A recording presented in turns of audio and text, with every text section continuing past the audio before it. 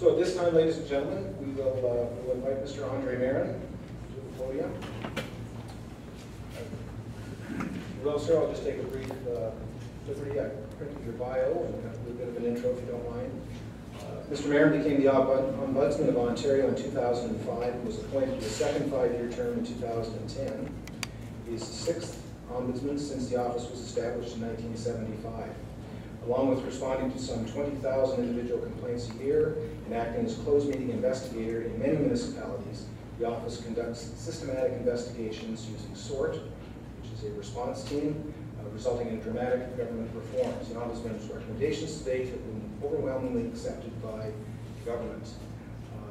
Mr. Marin was recognized as one of Canada's Canadian Law Magazine's top 25 influential lawyers in Canada, and has received a number of awards of excellence, accreditation, service awards. So without further ado, sir, thank you for attending here in Brighton. We certainly appreciate it.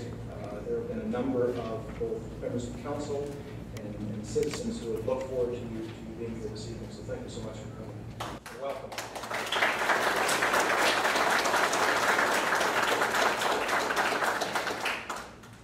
Your Honor, members of council and citizens of Brighton, thank you very much for inviting me tonight. It's always a pleasure to reach out to communities, large and small, and talk about accountability and the role of the Ombudsman's office. What I have planned is a short presentation, talk to you about 3 things, and then we can open it up to questions. First of all, we'll talk about the Ombudsman's role and function. Secondly, our role in closed meetings investigations. And finally, the impact of Bill 8 and municipal oversight in the future in Ontario. For those who may not be familiar with the role of the office was created in 1975.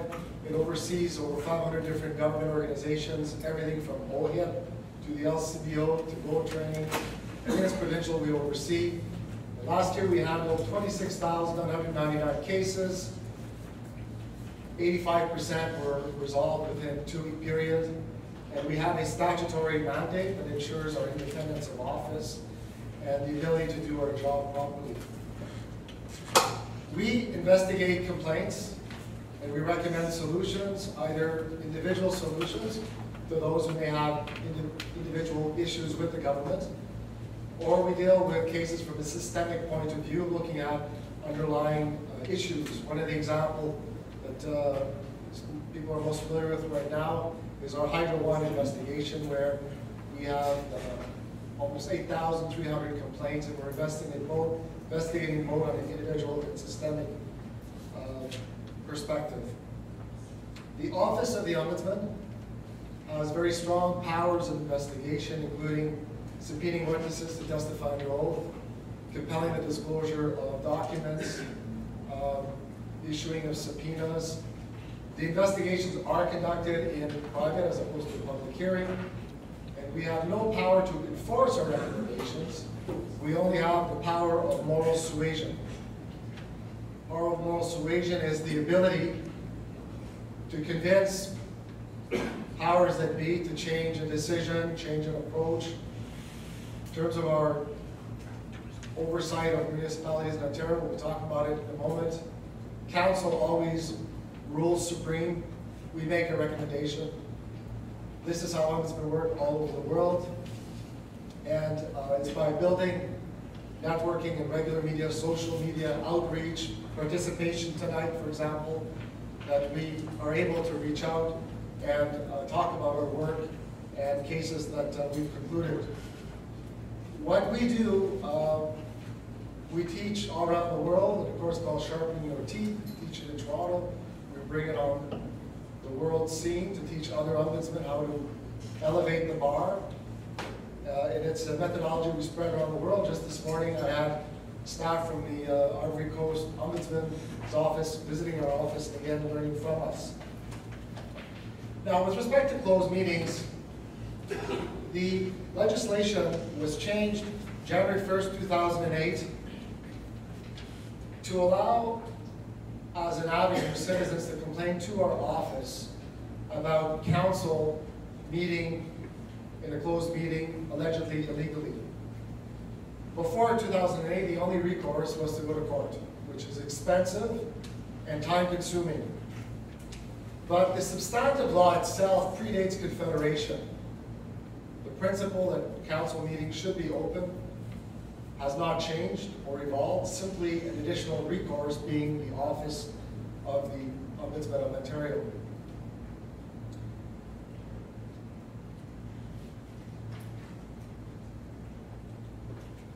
Right now, the law as it stands provides that anyone can complain about a closed meeting, and all municipalities have to have investigators. The number fluctuates, but out of the 444 municipalities, as of a few months ago, we were overseeing 191, now we're overseeing 195. It goes. Sometimes we get selected, sometimes we don't. The number goes up and down. Generally, it's been going up over the years as municipalities take notice of the quality of our work. Our findings and recommendations are made public. There is no penalty for breaching this legislation, simply that the Ombudsman can make a recommendation. Often, a recommendation is, don't do it again, get educated about the law, we have a problem. What does the law say? Really, it is not complicated. Section 39 says all meetings shall be made public. That is the operating principle. And interestingly, the exceptions are not only exceptions, but they're not required exceptions. They're not obligatory.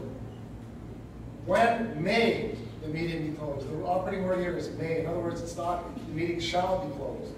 So it is a situation where the exceptions have to be read narrowly and restrictively.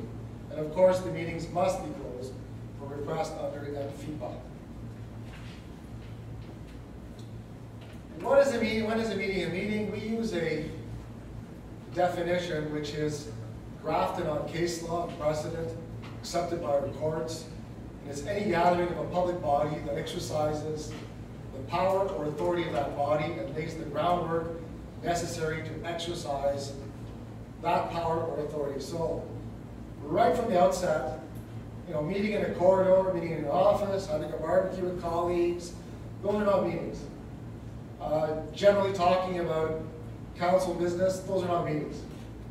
What we're talking about meetings is when there is a meeting closed behind closed doors, the purpose of carrying out city business or laying the groundwork for that business, that is a meeting. And that is the definition we have been enforcing. So far, we have not been judicially reviewed. There's not a unanimous view out there about what a meeting is, but that is the position our office has taken based on the principles of the Act and precedent in common law.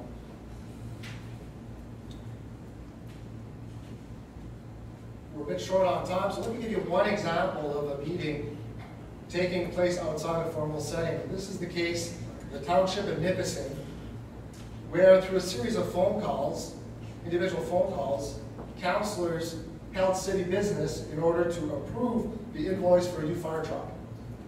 This is what we call serial meeting, where to circumvent a proper public meeting, everyone calls each other and they agree on the outcome of a solution and they pass it. We also had a case where a city council met in a closed meeting to give themselves a salary increase. Clearly city business, clearly kept in private to avoid the operating principles of the Act, having an open meeting. We did an investigation about Elton John going to Sudbury, in which City Council had been offered advance tickets, preferential treatment of all the other citizens, and that got out. And so City Council had a private meeting to decide, when we're going to do these tickets now that's become a political hot potato. Citizens complained to us, and we held it was not a meeting because it wasn't city business. It was more about how do we get rid of these tickets that had become a problem politically. Let's talk about Bill 8.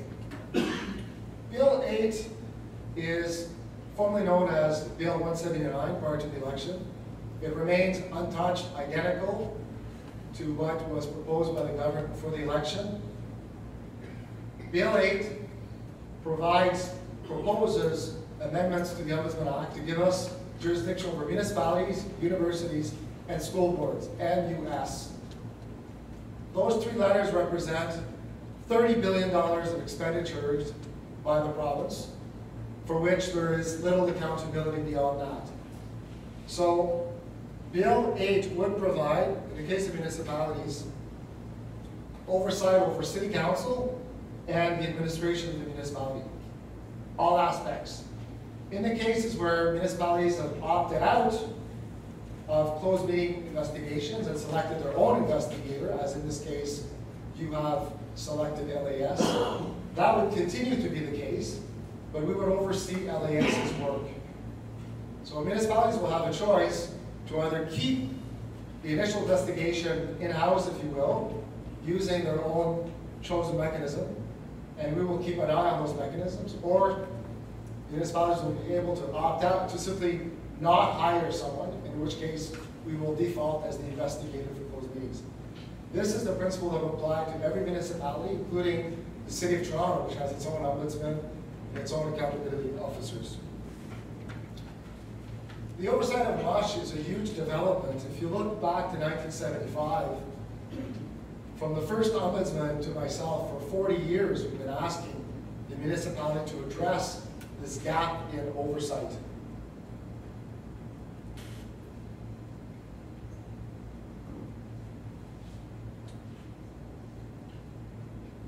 Since 2008, when the province empowered municipalities to have accountability officers, 91.8% have not done so.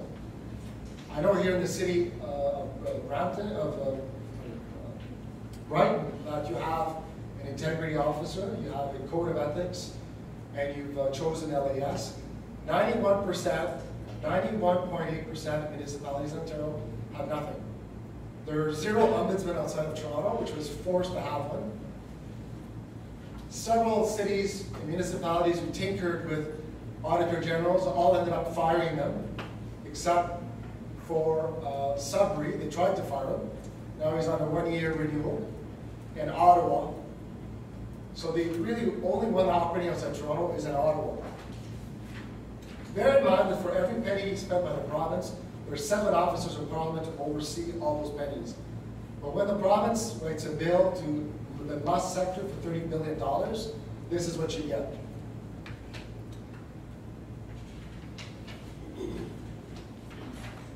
Closed meeting complaints, they've been on the rise ever since 2008. You see there's a spike in 2012, 2013. That's because of complaints surrounding London, City of London. Briefly, a couple of bullets about how we work as an office. There is no chargeback to municipalities, and there will be no chargeback after Bill 8. We're continually correcting the record about stories that become urban legends. For example, last week in North Bay, a councillor said that it would cost each municipality $50,000 to $70,000. And the local media ran on it as if it was gospel. Never called us. We have to go back and correct the record. There is no chargeback for the services of our office. We use methodology we used for 40 years. It's proven. We're leaders in the field.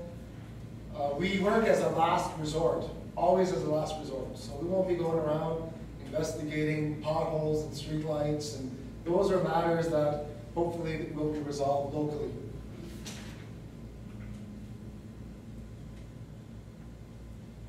That wraps up my bit of the presentation, and I'm happy to answer council's questions.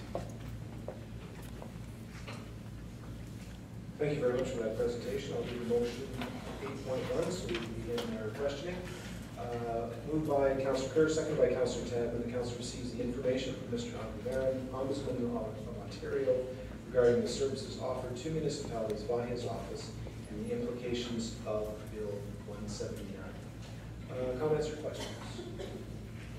Councillor Vander. Yes, you made the statement that you investigated some roughly 26,000 and change in cases in your office, and the question is, do you get involved in each of these investigations personally? Obviously that's a lot of work for one person, or I guess you're heavily dependent on staff. Yes, we have 87 staff members, predominantly lawyers working in our office. I got involved in the systemic issues and the release of systemic reports, and we have about 6 or 7 of those a year. So yes, I rely extensively on staff. Further comments or questions? Councillor Catherine? Thank you, Mayor. Mr. Mondrian, one of the things that was discussed when we, this council chose LAS, which I was in favor of, is that the reports would maybe not be done timely because you'd be so busy. So what sort of length of time do you usually wrap up an investigation? I know some are more difficult than others, but what would be a reasonable time that you would consider when a complaint has come in? Now, over 80% of our cases are resolved in 2 weeks. Now, when it comes to municipalities, it's a different kettle of fish because we have vastly different levels of cooperation. Some municipalities, for example, like Oshawa, tape, not only do they record their open meetings, they record their closed meetings. So we had a complaint about the closed meetings, the closed meeting that they may have had. The matter is very quickly disposed of. Either it fits within the exceptions or it doesn't. So we can be in and out of Oshawa, in a day. Someone raises an issue they met secretly on this day, send us the tape. This is a client issues or another exception, open and shut case. Other cases, other instances like in London, we investigated a backroom meeting in London. We received very little cooperation. Everybody lawyered up. It cost the taxpayers of London nearly $100,000. We had to go and seize cell phone records. It was like extracting teeth. So that took longer. So sometimes we can wrap it up fast. Sometimes it takes longer. It depends on the level of cooperation. But we aim to wrap these up within 2 weeks. Councillor Kern? Thank you, Mayor. I have a couple of questions actually, but I'll start with one. If a municipality elects to have an independent agency do this work like LAS, do you automatically then review every one of those cases, or how would you decide which ones you would give secondary oversight to? Well, right now, of course, we don't review any of them because Bill 8 hasn't passed. Now, if Bill 8 passes, what we would be doing is we'd be looking at a more systemic approach. We wouldn't be there to second guess LAS. But to give you an example, the investigative process would be very important. You know, did LAS meet with all the proper witnesses? Are the conclusions that LAS made, are they supported by the facts laid out in the report? You know, are there any issues of conflict of interest in the LAS investigation? So we've been more concerned about those kinds of issues. You know, we've examined LAS's investigation just from an observer perspective, and we find them spotty. There are some good ones, and there are some that leave us wondering about the quality of the work. So I would say that the quality is inconsistent at this stage. They may be very well. Others are, I think, suffer from poor methodology. But so those are the kinds of things we'd be looking at. I mean, it's not feasible as an office for us to go and second guess 444 municipalities' investigations, supposing everybody opted out. So it would just not be workable from a point of view of efficiency. If I may, so what would trigger your review? Would it be an appeal against the LAS decision, or would you just be spot sampling various investigations to make sure the process was right? It's an excellent question. Our act or legislation allows for own motion. So it allows our office to go out and pick a case that we want to do even though we don't have any complaints. Since I've been Ombudsman in almost 10 years, I've done that once with the Lottery Corporation. And it turns out that it was a good choice. So we are complaint driven as an office, even though we retain the ability to act on our own motion. And the reason why we were reluctant to use our own motion is simply because with 27,000 cases, complaints that come in, we don't need to look for extra work. And last annual report, our complaints went up 30%. The year before, another 30%. So our caseload every year is going way up just based on complaints. And again, we're very sensitive to the fact that, there are people that are, that thrive in the complaint world. We have a provision in our act that allows us to dismiss vexatious complaints made with ulterior motive, and we always keep an eye on that. We certainly don't want to be exploited as a tool to get back other officials.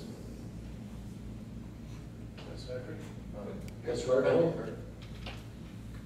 If Bill 8 does pass, could any person, like whether it's a councillor or a taxpayer, submit a complaint directly to your office, even if the municipality opts to take the LAS as a closed meeting investigator? So could, again, even if for complaints generally, in particular for the closed meeting thing, if LAS was a contractor here, could a citizen complain directly to you and go around the LAS service?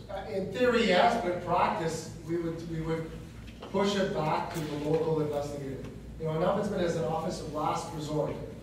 So, if you have LAS hired and Bill 8 comes into effect, we would ask citizens to use LAS first, and only if they were not satisfied to then come to our office.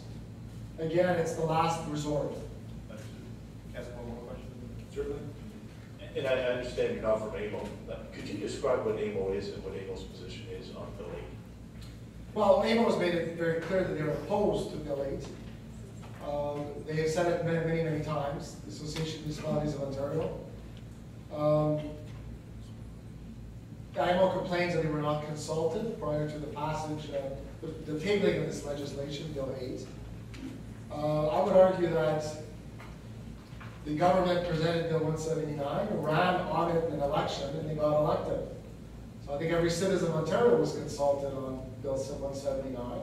And I think that's one of the reasons why it came back so fast as Bill 8. There's been a wide-ranging consultation. The Liberals use this as one of their platform issues. I think that as an organization, AMO is self-interested. If you can live without having André Marin look over your shoulder, why would you want him? So in a sense, maybe I don't blame them. Maybe if I was AMO, I'd say the same thing. But I think we have to look here at the public interest. The fact that there's $30 billion handed over by the province to the bus sector, the municipalities collect taxpayers' money, and there's very little accountability as we speak. Can I ask one more question, or I'll wait? Unless there's anyone else. Councillor Kirk, go ahead. That'd be my final question. We've been very fortunate in this municipality that we haven't had any difficulties with closed meetings. While we've had a number of Order, please. We've had a number of investigations that do not involve closed meetings, but involve serious breaches of the code of conduct, and those being two separate issues altogether. Now, I shared a document with you when you come in and explained a little bit about that, where certain members of council met privately, made decisions with regard to an employee, and the remainder of council was not aware that this business was going on. And I just gave you that document because I would like your opinion as to whether that is the sort of thing that would constitute an illegal or an improper meeting of council. Well, without an investigation, I cannot comment on that, especially since if Bill 8 passes and I somehow am seized with this issue. I wouldn't want to prejudge the outcome of our investigation. But certainly if the question is that the kind of issue that we could look at, for sure. I mean, Bill 8 puts no limits really on the oversight of municipalities, including the conduct of council. It's the best answer I can give you right now. Thanks, sir. Councillor Martello? Yeah, and it'll be my last question, and it's about recording of closed meetings. And it's been said that there's issues related to the legality of that, and we can't do it because it may be illegal. And what happens if the municipality is sued or it becomes a legal issue? What are the legal implications of recording closed meetings, as I am now, having a digital audio recording of a closed meeting? I think if it does anything, is that it protects council. It protects the reputation of council. It protects the fact that council was law-abiding. And it allows, if it's going to be the Ombudsman's office, access to the record in order to be able to resolve the case quickly. You know, the issues of the exposure to legal suits and this kind of thing, well, the recording of the closed meeting would stay confidential within the possession of the city, and would be covered by exceptions under the under FEPA. So it would not be accessible to third parties. It would be accessible to the Ombudsman's office, and we're all under oath, and it would go no further than our office, but to clear the committee meeting rightfully in private. So I don't see any risk of any significance. I can see everything in favor of protecting the municipality, if anything. Understood. Can I ask one more question? Councilor Marin? Yes, just a lead on to that. So I understand you then, the meeting will be recorded by the recording secretary or the clerk's office, but not by any other individual that was attending that closed meeting. That's correct. And it would be kept apart from the city records. It would be available, for example, to our office if we had a complaint about that particular meeting. I'll point out to you that 5 or 6 municipalities are doing it, more are considering it now, including Oshawa. And there are, like I said, there are 5 or 6, and others are having discussions right now. It's not a lot out of 444, but you know, we've only been recommending that for the last couple of years. Go ahead. Follow up then, so are you talking strictly audio recording or visual as well? No, audio would suffice. I mean, it's a closed meeting, so it's only a question of keeping a record of what was discussed during the closed meeting. And if there's an issue about, you know, why did you meet confidentially, there's a complaint, why was it closed to the public, just press play on the recorder for investigators, and we're in and out, and the matter of the recording. It's unambiguous. Not a question of he said, she said. We've recently had a case in Oshawa where we're in and out very fast, just for that particular reason. So just an official record of the meeting process. That's correct. Councilor Martinello, final question. We'll wrap this up. Okay, and I understand it's not related to this presentation, but it's related to things that have come up with Fontana and Duffy, I think, and it's called breach of trust in the criminal code. Can you describe what breach of trust is?